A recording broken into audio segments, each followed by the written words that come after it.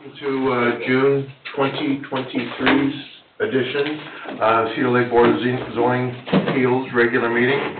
Rise and join me in the pledge to the flag.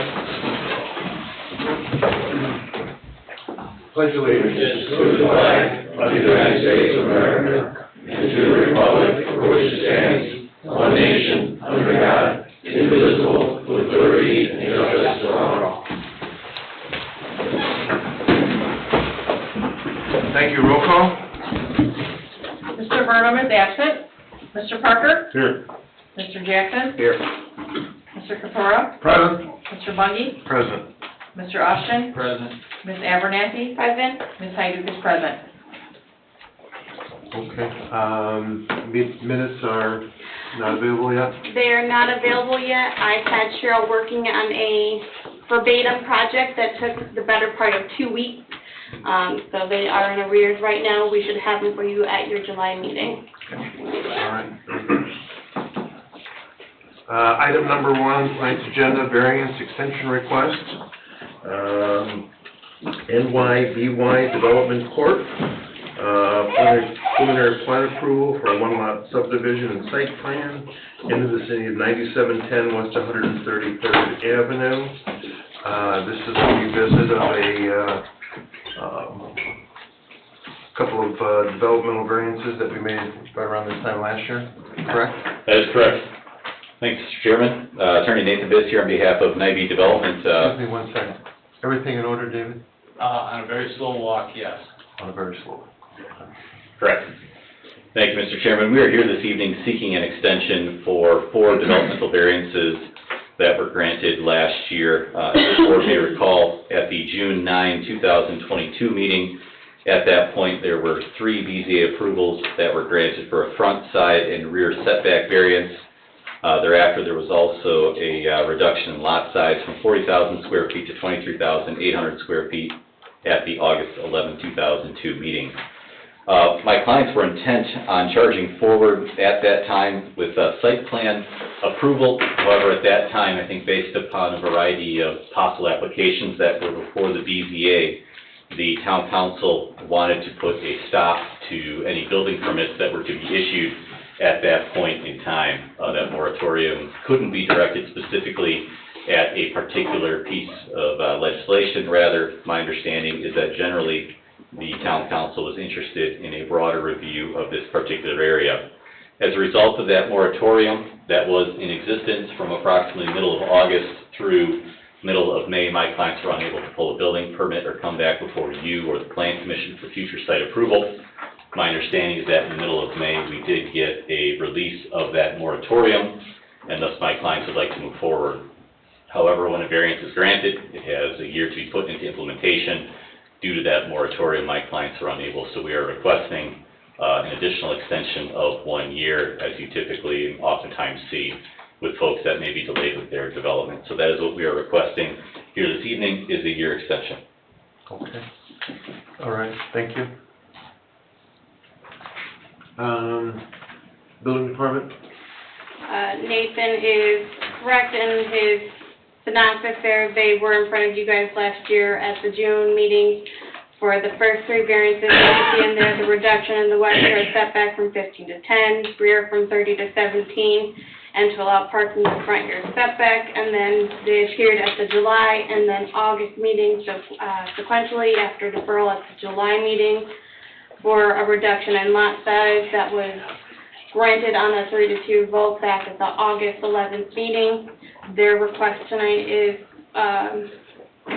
solely under your discretion on to extend it or not, because they were all developmental variances. Their request is for all 4 to be extended tonight. Okay. All right, thank you. We do have a couple new sitting members on the board. Well, at least one. Mr. Parker, I don't think you were on the board at that time last year. So I don't know if you have any questions for the petitioner. I do have a couple of questions. Nathan, have your clients done everything that is possible to potentially meet and ensure this property, to not only meet the requirements of the ordinance, but to ensure that long-term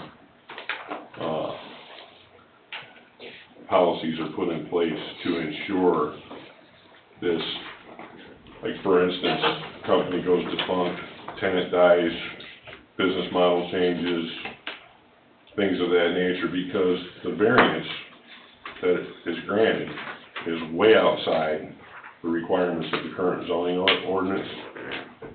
And there may be some potentials that the town might be interested in to provide some additional security in this type of activity or function on that property. So I just, before you request an extension, I want you to make sure that they've done everything they can do to either meet the requirements of the ordinance and make sure that the town has insurance that the functions there stay to a certain, Sure. level of expectations. Yeah, no, I appreciate that question. I think my clients do as well. Excellence is something, if we were to go to one of their other locations, for example, it was raised last evening in Winfield, if you were to drive by that location, it's something that is greatly visible. It has a clean, phenomenal appearance, and I think it's something that would fit in well with this corridor right here. That's how it exists today. Correct. I worry about what happens in the future. It reminds me of a conversation that I had with the town of Schererville when another similar client, only it wasn't, as large as this, came into an existing location. They'd had a bad experience with junk cars piled in front, debris in front, things of that nature, and my clients were at that point more than willing, not these, but more than willing to make commitments to the town in the form of a written assurance. So if that means a maximum number of cars that can be parked overnight, for example, when it comes to cleanliness, things of that nature, as my clients have done at other locations, more than happy to make those assurances here. And I think what's critical here is that this isn't a fresh start for them, a brand new business venture. This is a model that they are doing in other places. I understand, you said they're willing to work with one of my concerns, and that's good to hear. The other one, though, I suppose, have they pursued every avenue to make the current model better or closer to what the zoning ordinance requires? In terms of buying additional square footage from adjacent properties? It's not my job to figure that out, but I just wanted to make sure they've done their due diligence. I would think, and again, I wasn't part of the conversation a year ago, I think it would have been feasible to have the additional square footage, my clients would have, but from what I understand, that's not feasible, but I'm happy to stand corrected. The lot next door, to add that on, it's really not feasible for us at this point. I actually talked to the gentleman, and the price range that he's asking for it's just not really a feasible option for us.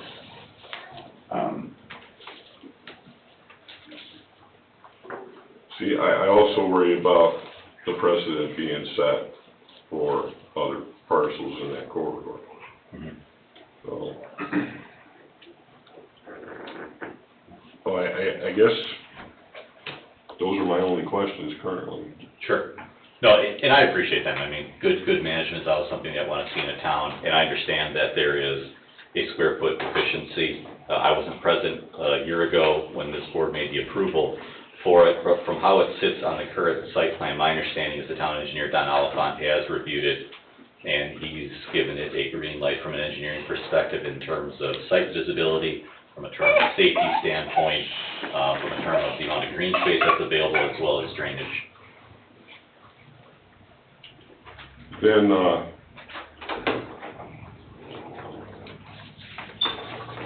I guess from my perspective, then the insurances that the town would need,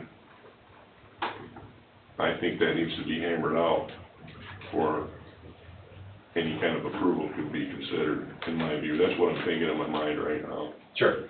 And if there are concerns regarding the ones that we've enunciated here on the record, I'm more than happy to work with Ms. Abernathy and Mr. Austin for a written commitment along those lines. That's something that my clients expect of their employees, and nothing to record against the property. I think Mr. Wilkening would like to, I know it's not a public hearing, but is there a provision for him to say somebody's got his hand up? Oh, you got remonstrate or something. Well, that remonstrance is an error on my part because this isn't subject to a public hearing. It's at the discretion of the board and the chairman of the board if you want to invite public comment. Okay, but we did another variance request extension was it last month or? We did two last We month. did two last month, and I thought it was just a matter of bringing it up and refreshing everybody's memory about it, and then moving forward, but, I personally would be more comfortable with a deferral, to have some more discussion about it, and I did a little research on it between yesterday and today, but I'd like to do a little more. But, again, I'm one person here, the board's pleasure, whatever that is. all right. Could I ask a question of Mr. Austin if you're looking at potentially asking for a deferral? With the one variance expiring tomorrow, would a deferral cause that variance to expire? What they're seeking is extension? The answer is no. The application or request for the extension was made before the 12-month or 1-year time period expired. Okay. Because of that, and if there is a deferral action, they are within the time period for seeking that extension and should be permitted to continue until they have a disposition. Thank you.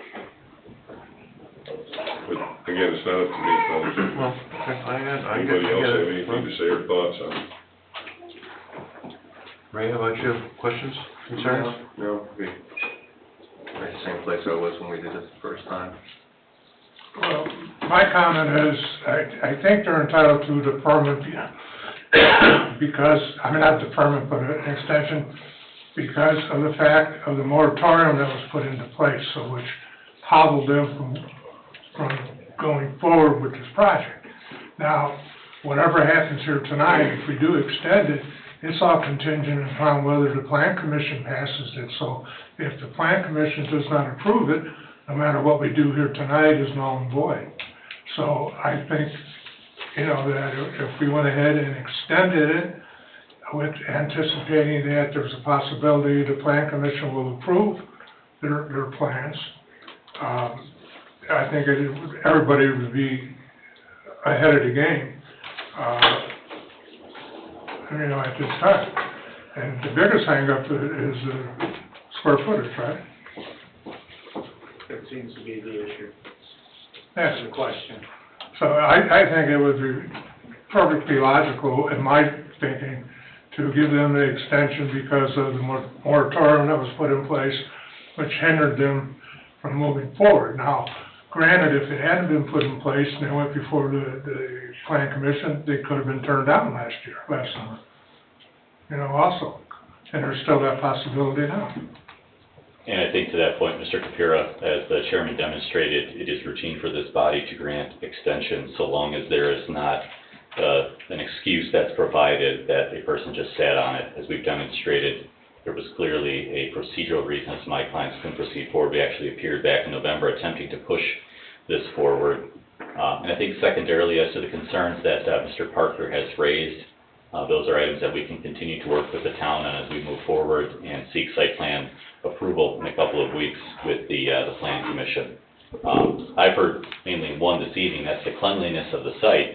I think my clients are more than willing to make written assurances that are recorded against the property. I don't think it's just that, Nathan. I think some protection for future potential uses, because once this facility exists, just like any other legal non-conforming type venue, it's there.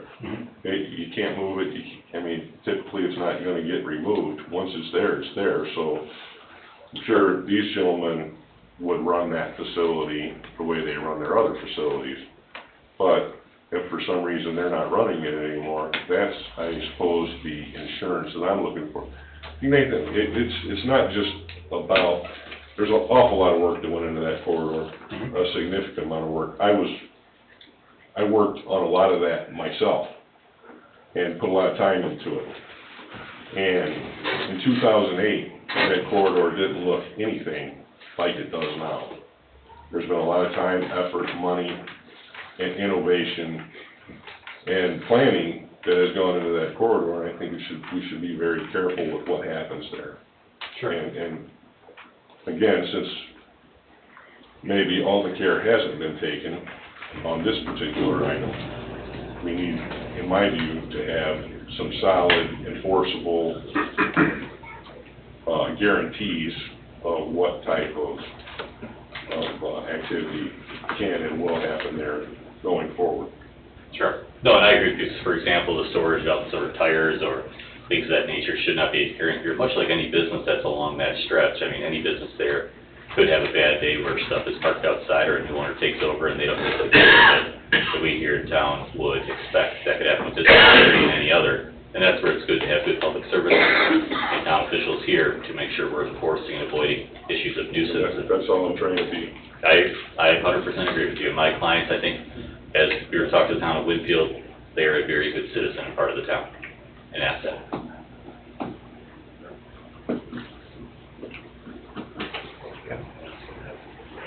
Anybody else? Any more board discussion? I'm good. Good. Okay. Well, at this time, a motion, would be in order. And you guys know you got 4 votes tonight. Yeah, we are a board member short, so you would need three votes any way to proceed. No, I understand.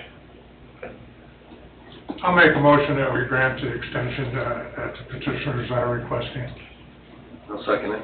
for finding of facts. Motion's been made and seconded to grant the extension request. Any questions on the motion? Roll call. Mr. Parker? No. Mr. Jackson? Yes. Mr. Capuro? Yes. Mr. Bungie? Yes. Motion passes 3-1. Thank you, gentlemen. Thank you. Next meeting will be the planning commission. 2 weeks. 2 weeks. Yep, thank you. Item number 1 on our old business, Berink, vicinity of 14335 Truman Street, Cedar Lake. This has been before us a couple of times with a couple of deferrals. The original request was a developmental variance to allow the petitioner to construct an addition onto an existing house with an overall height of no greater than 36 feet, with a front yard setback to reduce to 5 feet, side yard setback along the north side of the property to be 4 foot, to be consistent with the existing structure, and for an overall lot coverage of 46%. Amended at the March 9th BZA meeting, developmental variance is to allow the petitioner to construct an addition onto the house with a front yard setback of 5 feet, a side yard setback of 4, and overall lot coverage of 30%. Mr. Austin, this has been properly continued and is... It's in proper fashion, proper place. Good evening. Good evening. Give us an idea what's going on? I had to go to the stormwater meeting a couple times. I wasn't really sure how that whole final decision had panned out. Tim Kubiak spoke with me Tuesday morning, and we talked about both the variances and the stormwater issue going on. We didn't speak after he was going to visit the property that day. I assumed that I was maybe tonight going to get a final decision from you guys on how to proceed. There's no resolution from the storm board though, that you know of? The last meeting I was at, it was that they were gonna try and get some of the crews out there to clean up the right-of-way area of dead shrubbery, the leaves that have piled up and stuff like that, and see how it worked. They've been doing a ranking system on current and ongoing projects in front of the storm board, based on their funding availability. This is something that Public Works can do that would not greatly impact their funding, so that's the route that they were going to take. If that one doesn't work, there'd be a more expensive option, to my understanding, and that would be to install storm drainage, culverts and all that, but that would then have to be framed in accordance with their already existing projects, and I don't know when that one would occur, if that would be what has to be sought after. I was hoping that some of those lakeside neighborhoods would get reconstructed and the problem solved before the eco restoration started. And this, you know, obviously your subdivision is, it's terrible, the road's been kept God knows how many times.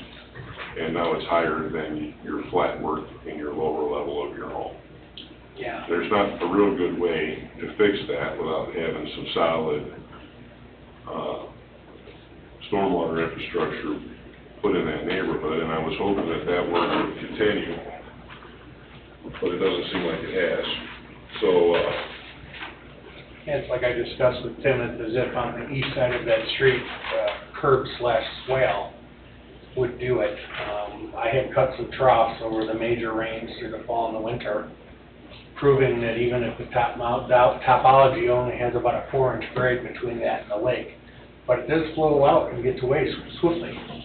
But it just depends, what involvement do I need to take? You know, there's a huge dead tree there. There's basically that land between myself and the property to the north on the right of way of the street, it's about this big, that blocks it, and it's just all part of the picture.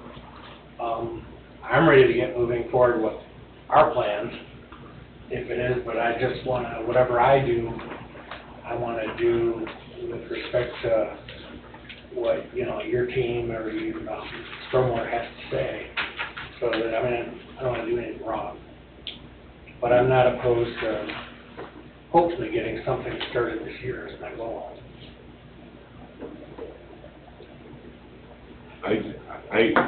without something from the stormwater, from the storm board, I don't know how, I mean, obviously, I would like to see you Yeah. get No, what you that's need to get good. done. I mean, we can push another month.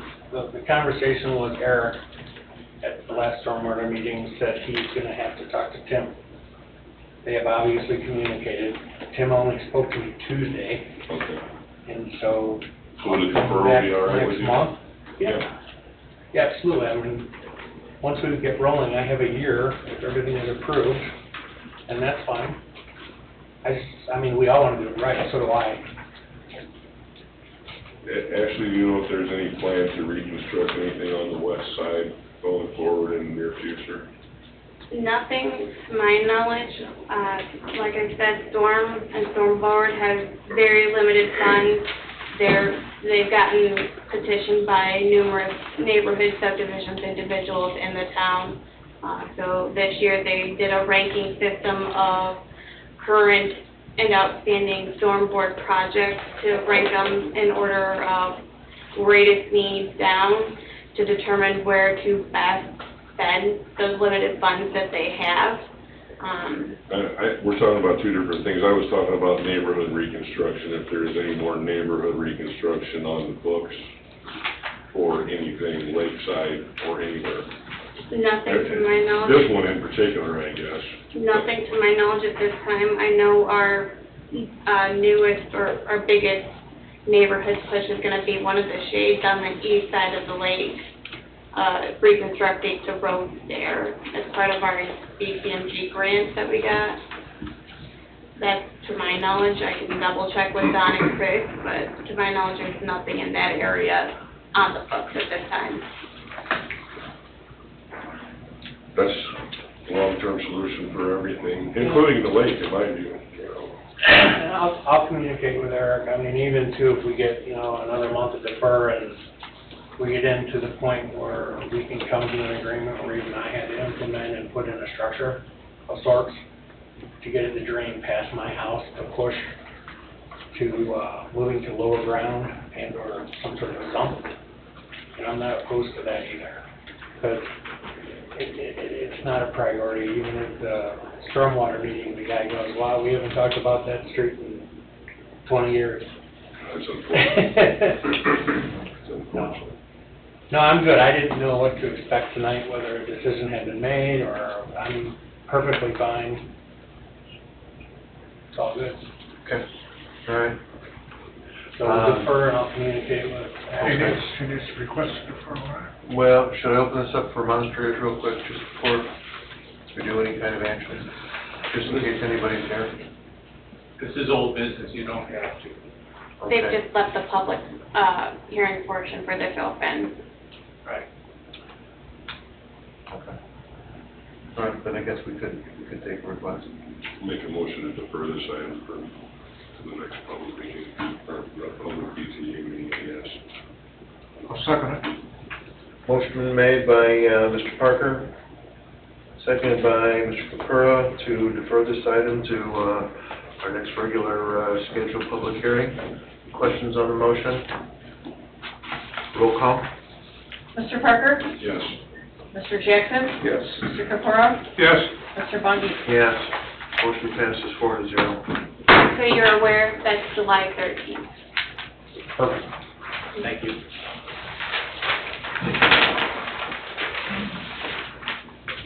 Under new business, item number 1, Olson Group Network LLC, in the vicinity of 13920 Butternut Street, Cedar Lake, Indiana.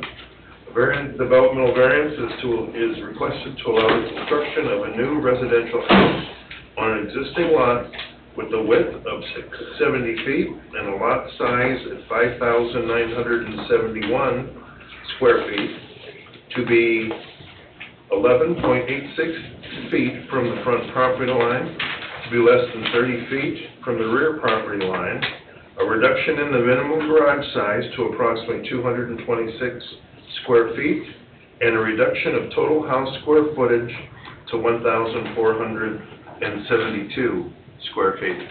Do we have a petitioner present? I don't see him present, but my recommendation tonight is going to be defer. I've not received any communication from them or received any proof of publication that this has been properly advertised. So my recommendation is to defer it at this time. I concur with that. There's nothing in this file except the application. I'll make a motion to defer this item. I'll second the motion. Motion been made and seconded to defer this item to our next public hearing. Questions? Roll call? Mr. Parker? Yes. Mr. Jackson? Yes. Mr. Capura? Yes. Mr. Bundy? Yes. Motion passes 4-0.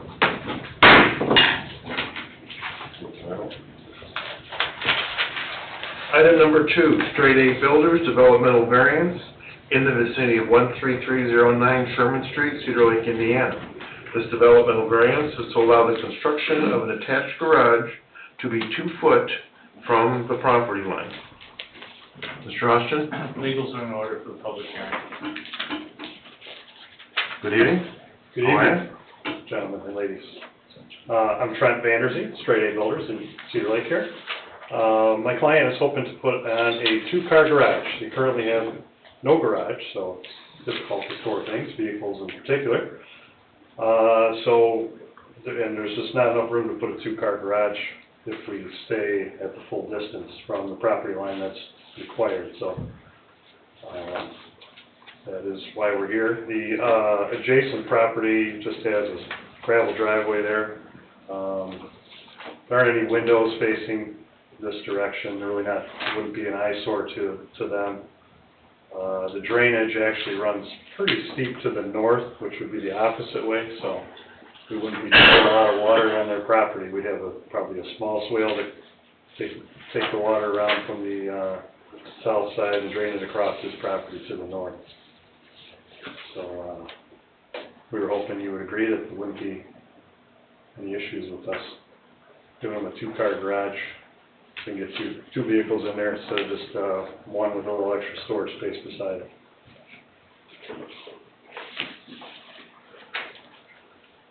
Okay. Is that all you have to present at this time? You want to have a seat for just a minute? Do we have any remonstrators for this variance? Any remonstrators here for this variance? Anyone here against this variance? Anyone here against? Anybody online or? No one online, nothing submitted to me by way of communications. Okay, thank you. We'll close the public portion of this meeting. You can come back up if you would, please. I guess the one question that I have, it seems like a 2-foot encroachment to the property line is pretty excessive for us typically. I haven't come with any similar requests. I don't know what the history of that is. But, Okay, well, we require what, minimum of 8 feet? 8 foot is the code required amount. Correct. We What's the did, difficulty? I guess we're hoping to get as much as we can, and still leave room, make sure that he wasn't over the property line and, leaving room to walk around. There's, if he needs access for well service or something like that, there's room on the north side to get around to the backyard. He's not demonstrating any difficulty here, he's just stating that if he, adheres to the ordinances, he can't build a two-car garage, and it seems like all he wants is a two-car garage. And 2 foot, I'm not in favor of, shortening them side yards at all. They're close enough the way it is all around town, so. What's the demonstrated difficulty? What's the difficulty? The ability to have, a two-car garage is kind of typical, if you're, from a builder's standpoint, if you're going to, come out there and break ground, bring equipment out, it's not a linear equation to get the extra footage, there's a lot of mobilization costs, and it's just kind of a typical scenario. It's a lot more useful, right, to have a two-car Sure than it one is. car. Sure it is. I'd love to have a 3-car. But, you're still not demonstrating the difficulty here that, he is showing for the need of a 2-car garage, other than I want.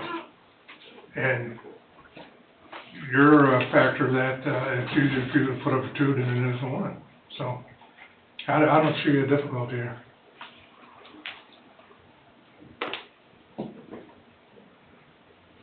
This is a pre-platted subdivision, correct? Sherman, whereabouts Sherman? it's right next to Faith Church. It's in one of the old Shade Editions, Class F. It's back behind the Ambets. Okay. Yep.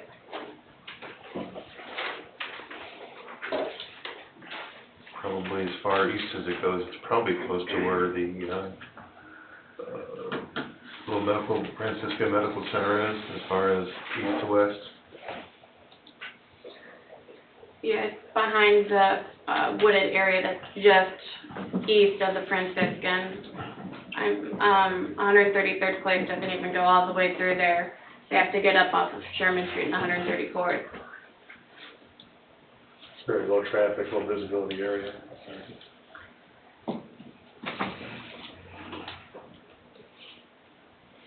And it's not like we don't have an existing non-conforming situation of continuing wall or something like that.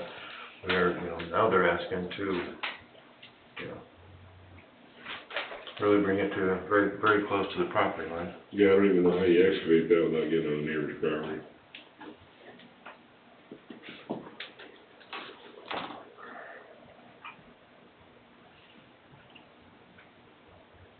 Actually, maybe we'll back up for a second. Do we have any, department comments? We did review this at our weekly department meeting. There initially had been concern about the 2-foot. However, when we looked at it and discussed that the building to the south is about 18 feet from the property line, and they're maintaining the 8-foot setback on the north side, they were okay with that because that would still allow for emergency vehicles to get through if they were need to.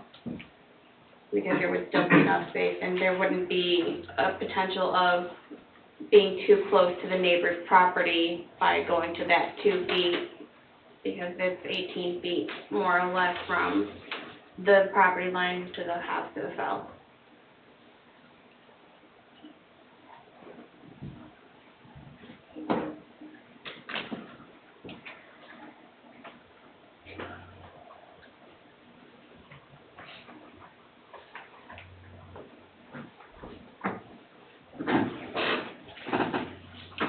Ray, you have any comments?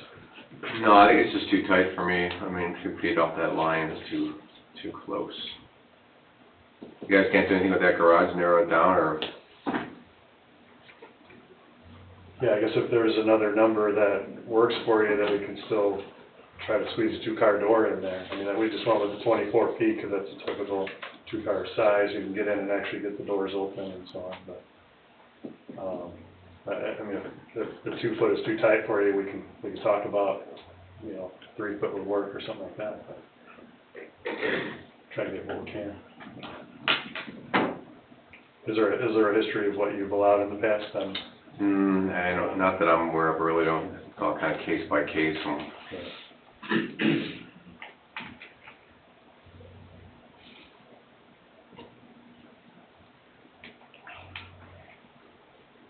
I think a two-car would look a lot better than a 1.5, and it's kind of a typical scenario.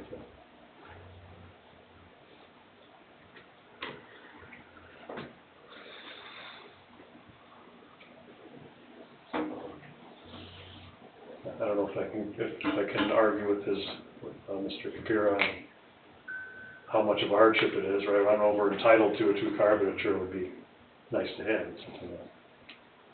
I agree, 100% for it. Like I say, I wish I had 3 cars. I can't argue that that's a hardship, that we can't get the Yeah. 2-car. You know, my hardship is I don't have a basement, what do I do, you know? So, make it longer, you know, narrow it, make it longer, make it look like a bowling alley. Get 2 cars in there, I mean, we have to maintain some distances, and what's on another lot next to it? You said there was a gravel driveway, what else was there? There's another home there, another residence. Yeah, okay, so I mean, It's a renter. and what if they wanted to put something along that side there too? And I said, well, he's got 2 foot, then we, you know, put something up 2 foot away from there. Whether it be an accessory building or whatever, you know, now we've got a problem. Or even a fence on, you know, they put it Oh, on the request. yeah, you put a fence up right on the property line. Now you're 2 foot in a fence. I mean, you might get through it, but I'm not. Right. You know, so we have to look at that long-term, like Greg had said before, you know, there's long-term ramifications we have to look at. So I'd say it's just too close to the property line. I mean, what's the smallest garage you can put up to get 2 cars in? Depends on the car, I know. Right, obviously, yeah. And the person too is getting out of it, right? I mean, Right. Clyde's a bigger guy too, so he wants a little to get out of the car. So- Would you guys be open to doing 3 feet? Can we do that? That's gotta be, yeah, I might be open to 5 foot, but, 2, 3 foot, too narrow for me.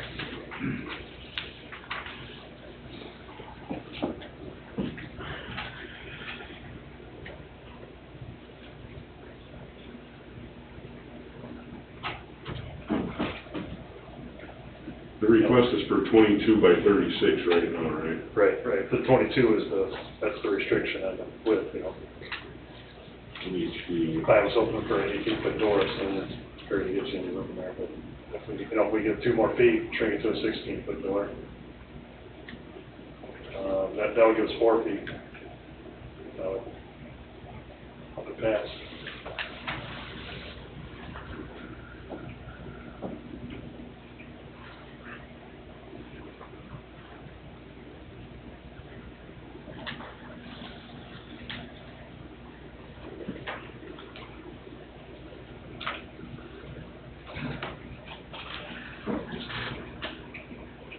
You got something? I was gonna say, is this the time of the meeting where, you're looking for consideration of deferral, to go back to the drawing board a little bit? I think we're at that point. That may not be I've been studying on it pretty hard, I guess it's my nature, but, I mean, that's logical too, it's up to you, would you like to request a deferral, or are you looking for a solution tonight? Prefer a solution today, we can do, if we come up with a number that works for you guys, I think. I can step away, consult the client. I think like John said, that, without, you know, the production of any kind of hardship, I don't see why you can't, you know, stay within the setback of the ordinance. Personally. I heard nothing here other than, like John said, that I want or they feel they need, but,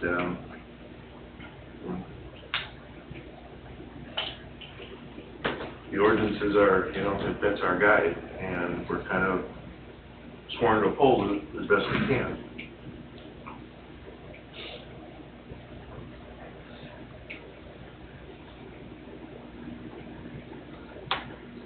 much can you shrink it down? And you can't really go any deeper because of the well, correct?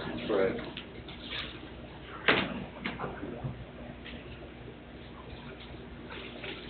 You're 22 now, and if you dumped off, chopped off 3 or 4 foot, does that work? I don't think I've built some duplexes in town, and we never did them any smaller than 20 feet. It's a lot of space to be in, but, Fine, then here's the decision. Do you want a deferral, we'll see if you're gonna act this out, or do you want a decision tonight? I'm prepared to make a motion, so you decide.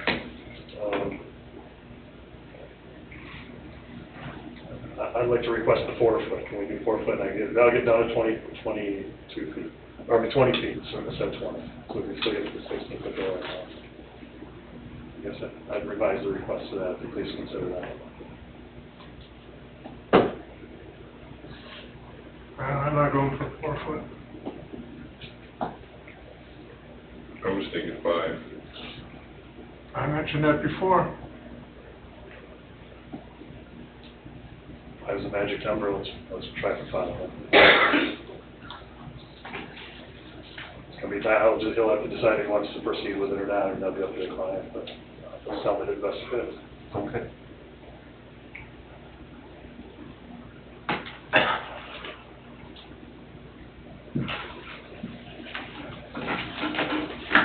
I'll make a motion that we grant a developmental variance to allow the construction of an attached garage to be 5 feet from the property line per finding of facts. I'll second it. That's fair. Motion been made and seconded to grant the application with the stipulation that the side yard setback be expanded to 5 feet. Any questions on the motion? Roll call. Mr. Parker? Yes. Mr. Jackson? Yes. Mr. Capura? Yes. Mr. Bunny? Yes. Motion passes 4-0. Thank you, gentlemen. Thank you. Good luck.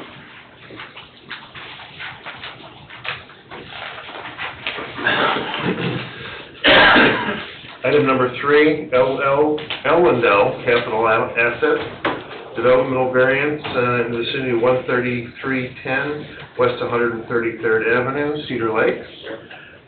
Lot 1 is requesting a developmental variance to allow the reduction of the rear yard setback to 20 feet off of 133rd Avenue and 8 feet off of 133rd Drive to reduce the lot size to 12,500 square feet and a reduction in the lot width of 80 feet on a proposed corner lot in an R1 zoning district.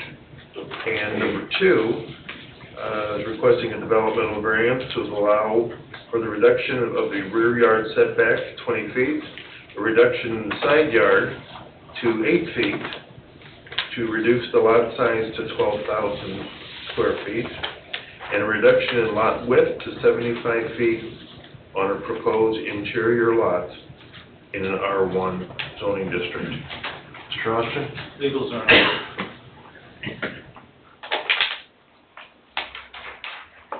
Good evening. Good evening.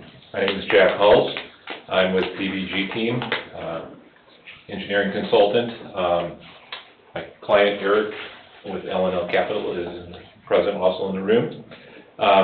This petition is also in front of the Plan Commission for a 2-lot re-subdivision.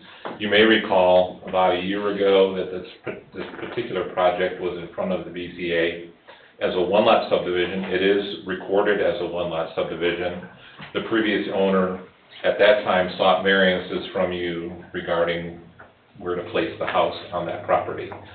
Since then, construction was started and has stopped, and the property has been sold, and the new owner has a different plan for this area and would like to bring this request in front of you. So, being a 2-lot subdivision, the property is currently zoned R1. There was a number of conversations with the Plan Commission over the last several months regarding using this property for a multifamily use, and that just did not get any legs with the Plan Commission. And so, we kind of talked about an R2 type use, which would be, allow 2 single-family homes on this property, was favorable. So, that's what we would like to do here, is do 2 single-family homes. And so, if we were to change the zone to R2, we would have less variances, but we would still have variances. And so, upon conversation with Ashley, we elected to leave the zone the way it is and seek the variances, because it's generally not favorable to change the zone and then immediately come to the BZA and ask for a variance, because they're like, why did you do that? So that's why we're staying with the R1 zone, and the request that we have would allow for 2 lots to be configured in a north and south. So lot 1 would be on the north half, lot 2 would be on the south half. Lot 1 is a little bit bigger because it does have dual frontage on the north and the east side. Lot 1 is a little bit narrower. It's 160 feet, plus or minus, in total length from north to south, and so we're dividing it 75.5 and 80 feet for those lot widths, so that's one of the variances. Along with that comes lot coverage, and so there's various, your ordinance specifies different sizes in the R1 zone. We do incidentally meet the R2 zone for both of those for this project. And then consistent with the previous application, there is consideration for the rear yard, because there is a partial structure constructed on the property, and we'd like to be able to utilize a portion of that for one of the homes, and it lies, we're assuming that the variances that exist would go away with the new re-subdivision, so then we need to reapply to allow that home to remain where it's at. So that's our request. As you know, there's 3 findings of fact that we need to prove to you that that this condition meets, and one of those is that this will not be injurious to the public health or the welfare of the community. We feel that this will not be injurious to the public health, safety, morals, and welfare of the community. And as a matter of fact, the previous subdivision, being a 1-lot subdivision, was granted a number of waivers from the Plan Commission, so there was no requirement for public improvements, curb, sidewalk, any of that kind of things, drainage. This petitioner is planning, would install those things, would install curb and gutter on the frontage along the lots, which is pretty substantial. It's nears about 300 lineal feet of curb would be installed. Similarly, there'd be about 300 lineal feet of sidewalk installed at the time of home construction. Those would be covered under a performance bond. We're working through those matters with Plan Commission. So in that regard, there's actually going to be a benefit to the community. It won't be injurious to the community. This property also needs to demonstrate that we're not going to adversely affect the adjacent property owners around us. And so, being that it's a vacant parcel, we're proposing a use that's very similar to the homes that are there. We're going to be doing new construction. As we know, when you do new construction, you're generally raising some comps in the area because you have new construction with those values, and so that then increases the values of the properties around you. So we don't feel that we're going to be adversely affecting our adjacent property owners. And then thirdly, the strict application to the terms of the zoning ordinance creates hardships for this property. So as you know, this property on the west side is adjacent to the railroad tracks, and so that is a circumstance that not every lot, and probably not most lots in town, have, and creates a certain hardship for this property.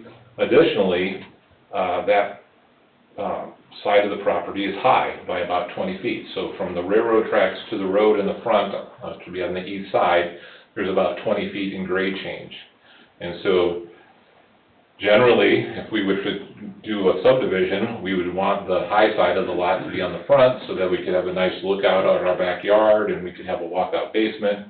In this case, it's actually the opposite of that, so you have to go upstairs to even be on grade in the back, and then you're still probably gonna have a little bit of a berm in your backyard. So we feel that that's a hardship, for us as we develop this property, so, and as I said before, the public improvements, are gonna be a tremendous, asset for the neighborhood. They're at the intersection, so as we come around on 133rd Avenue, about midway through the property is a low spot in the property, low spot in the road. There's a 6-inch ductile iron pipe that goes from the west side of the road, drains to the east side, and then goes down the hill towards the lake. That is gonna be taken out, put at a proper elevation. There'll be two drains installed with 12-inch pipe, and we'll be putting in a ditch in the public right-of-way across the street. So there's some significant improvements that are gonna be proposed here, which will benefit the neighborhood. So that's our request for you to this evening. I know you'd like to probably you have some questions and conduct a public hearing, so. You did a lot of work to make that make sense. Thank you. Thanks for it. Were these those legacy lots? No, this would be one of the legacy lots. This is, I think the entire parcel is approximately an acre. Correct me if I'm wrong on that one, Jack. It's approximately an acre, a little greater than that. It's in a pre-platted subdivision. Yeah, it's like 150 by 100, so it's a little bit, I think it's a little less But it's back behind where the Cedar Lake storage is, so they'll take, it's off that weird road that's right in front of the storage center, right that we did all the variances for, where it covers around, and then he... Goes up in the hill and back by the Yeah, trailer? you kind of come up the hill, and actually, one of the things that I didn't mention, adjacent zoning, so on the north side of this property, all parcels are zoned M1, and the properties around us are zoned R1, but they, the zoning code over the last couple of years, over the last number of years has changed, and many of the lots are the same size as what we're asking for, so, we don't feel we're really inconsistent with the neighborhood. Yeah, it exceeds, in my view, it exceeds the square footage that is required in a pre-platted subdivision, and it makes sense. And because it is a pre-platted subdivision.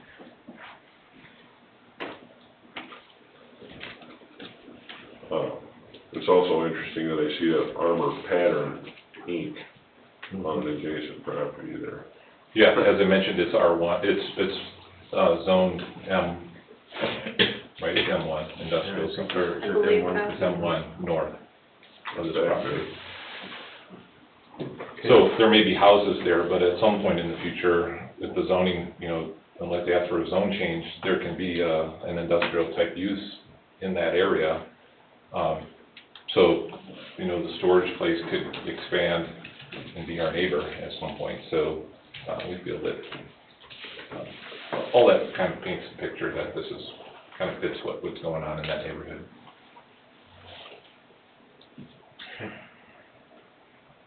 All right, any other questions at this time? Might have a seat for just a moment. Do we have your demonstrators for this variance? Anyone here for? Do we have any demonstrators against this variance? Ashley, anyone online or any No correspondence? online, no correspondence. Close the public portion of this hearing. Building department? Town engineer's reviewed this. He's got very minor comments when it comes to the subdivision plat itself. Our recommendation, and let Jack correct, and if it were to been rezoned, he would have met all the R2 lot widths and sizes for a corner lot. It's really hard creating your own hardship on, we rezoned it to an R2, and now we need all these variances to even make it work, whereas now he's working with the existing zoning. So if you guys going forward with any approvals tonight, the recommendation would be contingent upon plan commission approval. And just so you guys can see it, I did pull up the zone map and zoomed in on that area. So you have one single R2 just north of it, the rest of it's M1, and then the rest of it's R1.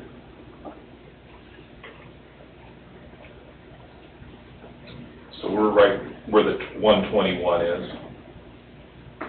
I don't know if you can see On them out, but they're the not. text there, because the diagonal, where it says 121, that's where this property is at.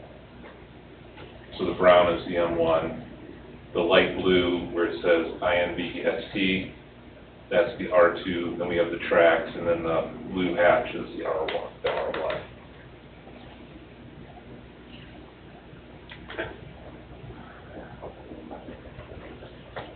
Well, I think it's a big improvement from when the first walk through the door with this concept here. I like it, I think it's a good fit for the area there. And I think, like you said, it'll bring a lot of value up into the Plan Commission had a lot of discussion on this from day one. And it seems that Eric and his group worked it out pretty good along with you. Yeah, I mean, I think it's good to know that you have corporate citizens in the area that listen to the Plan Commission and that are willing to work with you guys and provide what you're looking for. Yeah, we certainly appreciate that. It makes it easier on us.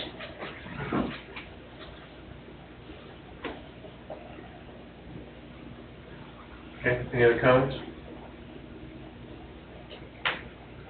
No. So where you're gonna put the drainage and the curbing is actually along your property line? Yeah, so, I don't know if you have that drawing. Well, we have a drawing in front of us, I think it's the site plan? It's the preliminary plat It's is the proposed. They preliminary just have a plat. preliminary plan. It's just a preliminary plat. Okay. I approach, I do have it. Sure. I guess I'm just concerned about all the property that's not yours, that's where the existing right-of-way is. Yep. And where the road is not. Yes. If that makes any I think sense. it does, exactly. So that is where the low spot is. This is the area that you're discussing here.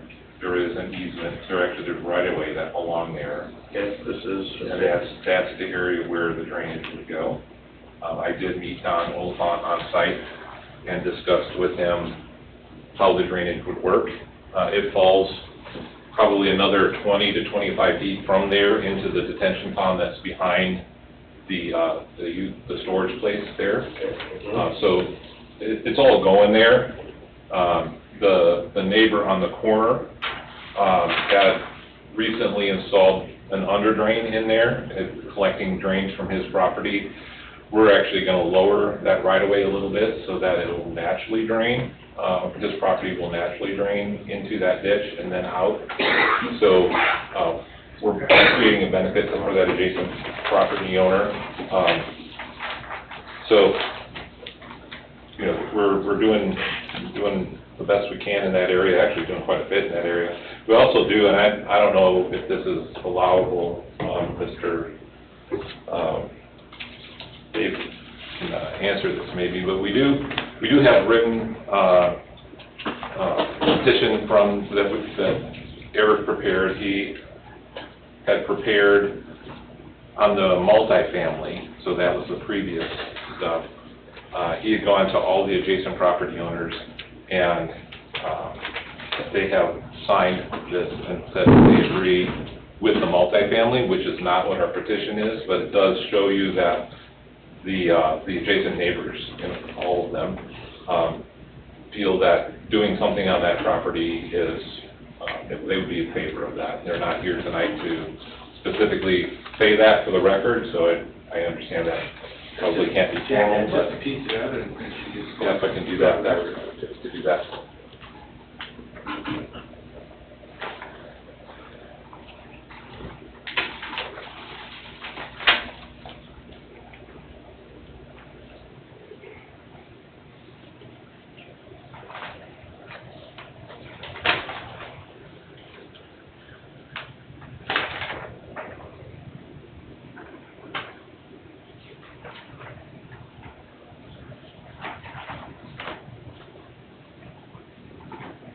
Saw this before, I think.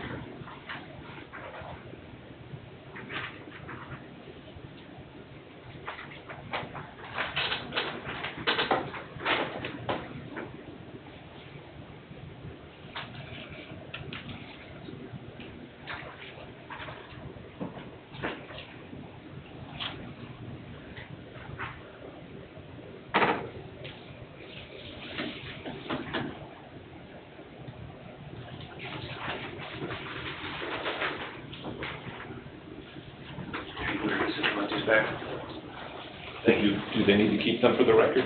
They should. Give it to us. Do I give them to you or to? Thanks, Jack. All right. Anybody else have any questions or concerns? No, sir. No. John, you are. That being the case, I would presume a motion would be in order.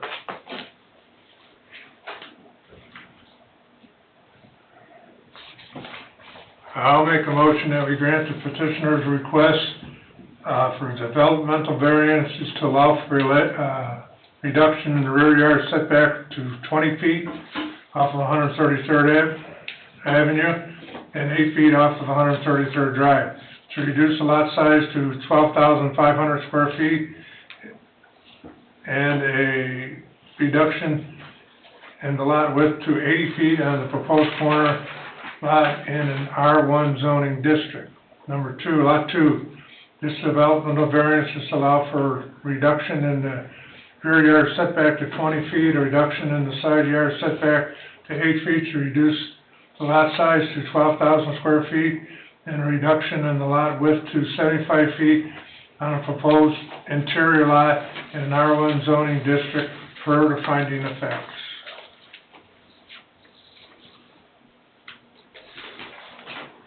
I'll second that. Motion's been made by John, seconded by Ray to grant the developmental variance requests as presented, including the finding of facts. Any questions? Roll call. Mr. Parker? Yes. Mr. Jackson? Yes. Mr. Capuro? Yes. Mr. Bundy? Yes. Motion passes 4-0. Thank you very much. See you in 2 weeks, Jack. Hmm? 2 weeks. 2 weeks. Okay, and item number 4, we have a request for deferral. We have another request for deferral. Nathan reached out to me earlier in the week. He realized he forgot to properly send out his notices, and so that it has not been publicly noticed properly, and is requesting a deferral to the July meeting. Nathan forgot to send his notices? He said he'd rather it be his own than a client's. So he's requesting a deferral to July. I'll make a motion to defer this item. We're deferring it. Second to deferral. Motion made and seconded to defer this item to our next public hearing. Any questions? Roll call. Mr. Parker? Yes. Mr. Jackson? Yes. Mr. Capuro? Yes. Mr. Bundy? Yes. Motion passes 4-0. Item number 5, under new business, Toro. Okay.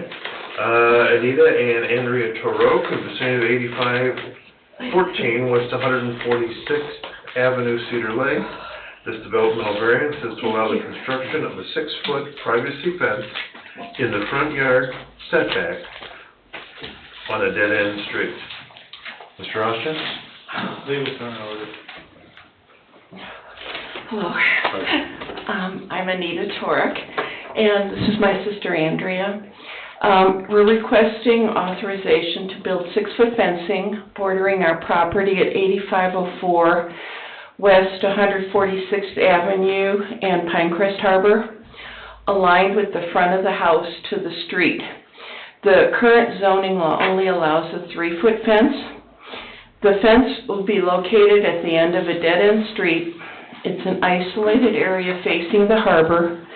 There are no other residences bordering the site, and it's for safety, privacy, and noise control.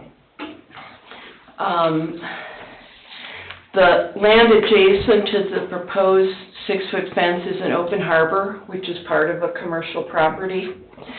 There are no permanent residents living adjacent to that proposed site, but rather there's just a small strip of land approximately 2 feet wide that borders the harbor.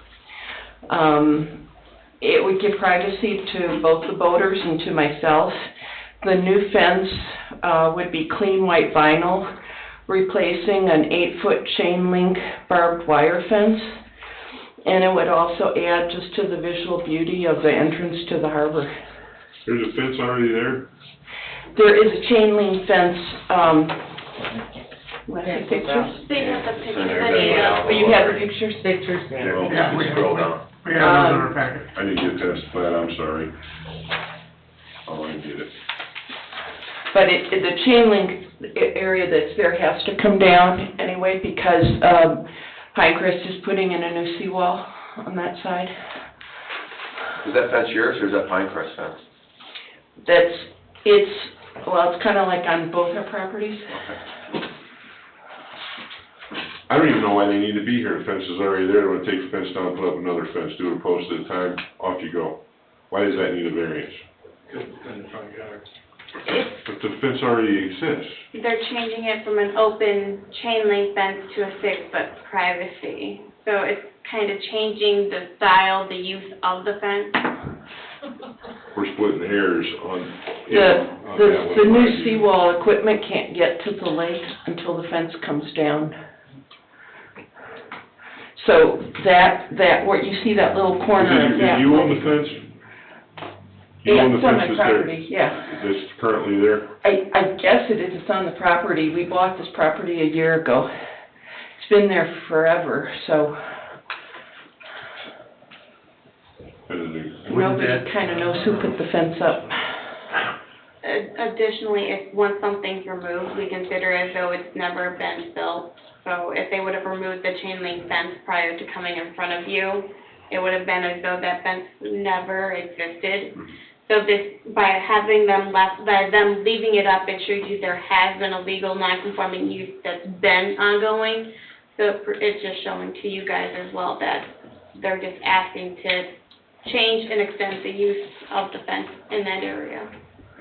What's the length of the fence? I'm sure it's in there. The area that I'm talking about, it's about 20 feet from the house to the street. Okay, and then the run of the fence? The whole length is, I think, 140 feet. 122 feet according to your plat, Anita. I'm sorry? 122 feet according to your 122 plat. feet. 120, yes. That's the length of the fence as well, that you're proposing? That's from the edge of the water to,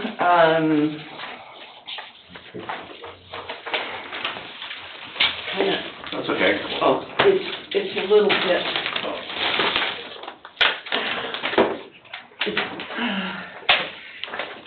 this is the edge of the water.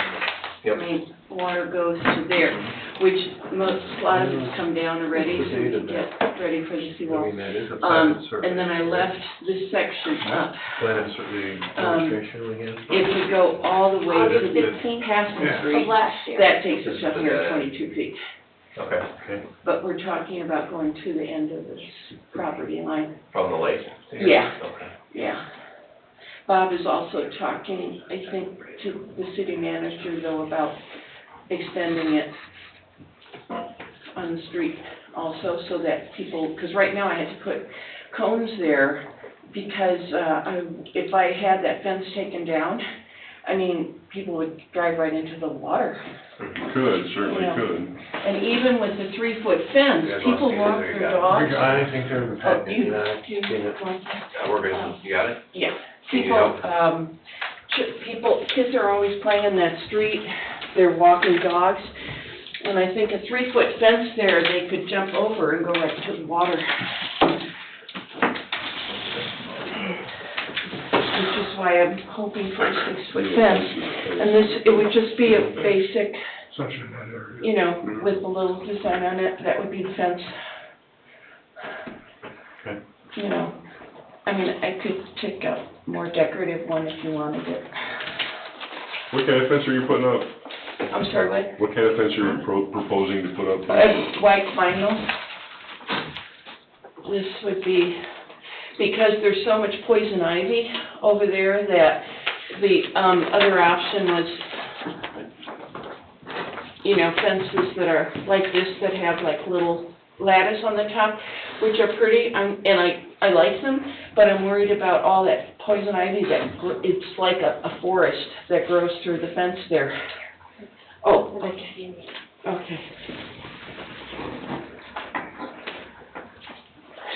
So you're proposing a fence to go all the way from the end of 146, all the way down to the lake shore? Yeah, it will go, where the water starts, it's gonna go. And that's okay, I have the approval to go to the end of my house. It's just I don't have the approval to go from my house to that 20 feet that takes it from my house to the road. To the road. It really doesn't affect anybody or any traffic flow or anything. There's absolutely, it doesn't create any blind spots for cars, there are no curves or corners, it's a dead-end street, and my house and the fence is at the end of the street. It won't hinder any view of any neighbor since my house is situated at the end of the street, and the proposed fencing faces the harbor.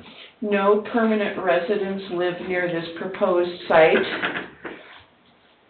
And in fact, my neighbor on the other side selected fence that she wanted up there. So, I mean, it's like, there's nothing around this area. And it borders a commercial property, so that's why there are no permanent residents living adjacent to the site. Is this per the zoning ordinance or something? It is. Is it? The technical term, anywhere. I get it, I guess. If I got a fence though and I'll do it a post at a time, I'll pick it at a time to replace it, you know what I mean? Okay, Nick, yes. Okay. All right, could you have a seat for just a moment for us? Do we have any remonstrators for this variance? Anyone remonstrating for? Anyone remonstrating against? Do we have anybody here against? That's far enough, ma'am. Yeah, that's good. You can, Okay. it's only gonna take us half a minute. Ashley, anybody online or any correspondence? Nothing corresponded to me, no one online. Okay, we'll close the public portion of this hearing. Now you can come back up. Now we're ready for you, Dan. Building department? We're good with it. It's on a dead-end street that goes into the cove that leads to Pines Crest Marina. I do know that there is a potential for that to be platted and go through the platting process, so I don't anticipate any future development on the other side that would require a bridge to go across. So there's no concern for that 6-foot fence going across there at the building department level. And Bob's pretty good about maintaining his side of the property between the water line and up that little incline?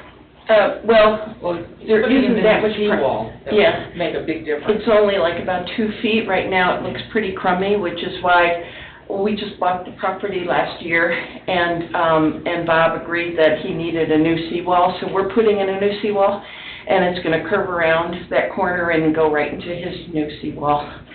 And it'll extend all the way through that, where the fence is on the property line to past the end of the street. And I can say I've gotten notice from DNR that they are reconstructing Yeah, the there's seawall. not a so lot of they go property through there. DNR for that. It's like Well, I maybe don't 2 see that feet. there is, but it looks Yeah. like it's a pretty acutely shaped triangle that runs from the, Right. from the, pretty much the end of your property.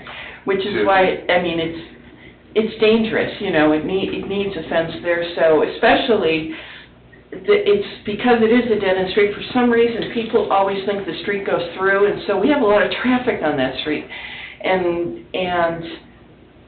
I just think, and there are kids that are always skateboarding or doing stuff up and down the street, that if it's only 3 foot, that they could jump it, and there's not a lot of space. Once you jump that fence, you would be in the water. And right now, there's an 8-foot fence, so, they don't do that.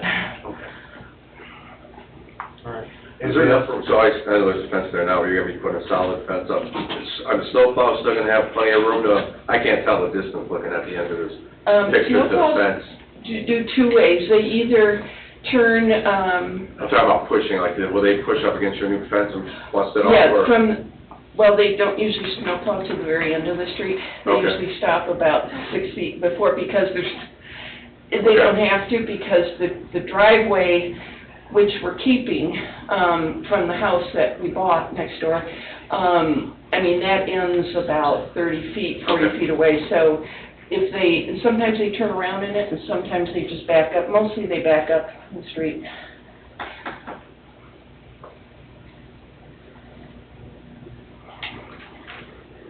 I have no issues. Okay. I'll make a motion to approve this developmental variance to allow the construction of a 6-foot privacy fence in the front yard setback on a dead-end street per the finding of facts. I'll second. Motion been made and seconded to grant this developmental variance as presented. Any questions on the motion? Roll call? Mr. Parker? Yes. Mr. Jackson? Yes. Mr. Capura? Yes. Mr. Bundy? Yes. Motion passes 4-0. Thank you very much. Thank you. You're welcome. Thank you. Thank you, Ashley. You're welcome, have a good night, Nina. Item number 6, Kelly Developmental Variance in the city of 14703 Ivy Street, Cedar Lake. This developmental variance allows the petitioner to construct a 6-foot privacy fence on a corner lot served by sidewalk. Mr. Austin? I'll take this one. You'll take this one. I'll take this one. This is the property that I called you about earlier in the week. I was doing research on something else, and I found that they'd already actually gotten their variance for their fence, and they did not need to be in front of you tonight. They have been advised to the same and to pull their building permit, my apologies, as soon as possible. So at this point in time, it just is a ministerial item to remove it off the agenda officially since it was posted on the agenda. I found it after. Need a motion to remove it? Just acknowledging that it doesn't need to be here and removing it from the agenda. Make a motion acknowledging that this item doesn't need to be on the agenda and to remove it. Second. Okay, motion's been made to acknowledge that we should remove this agenda item from our agenda. What she wanted. I'm pretty sure I Is delivered. that what you wanted? Yes, Do just we need- acknowledging that it All needs right. to come off. Do we need to take a voice vote on that? Yeah, you've made the motion and the second, so, yeah, let's go ahead and make it clear for the record. Okay. Roll call? Mr. Parker? Yes. Mr. Jackson? Yes. Mr. Capura? Yes. Mr. Bundy? Yes. Action passes 4-0. Not an acknowledgement. Acknowledgement. Yes. That needs to be removed. Yes. So acknowledged. Comment? Questions, comment? Yes, sir. Oh, I saw his arm first. That's right, go ahead. I'm sorry. We got all night. No, we don't. Gail Yeah, Brand, you will. 7014 West 139th Place. Hi. I was just wondering, I know that Ms. Abernathy had said that they weren't able to get to the minutes from last meeting, but there are no minutes online for the last 3 meetings, and I was wondering, you know, if those will be available for the public anytime in the near future. Typically, they're posted online the next day, but it's something that we can get rectified Okay. and make sure that the March and April minutes get posted as soon as possible. Thank you, appreciate it. Mhm. Okay, thank you for your time, Gail. Yes, sir.